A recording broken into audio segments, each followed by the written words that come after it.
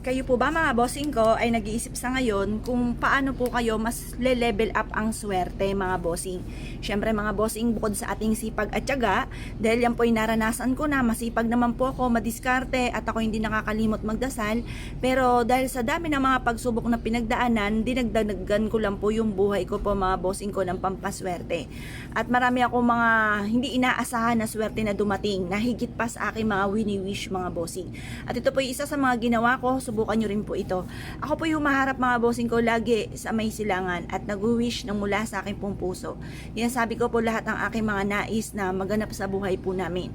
Ngayon pa mga bossing, i-wish nyo po kung ano man yung gusto po ninyo. Halimbawa, magkaroon kayo ng sariling bahay. Kasi kami po mga bossing ko, nakaranas din na pinapalayas po kami at wala kami sariling bahay.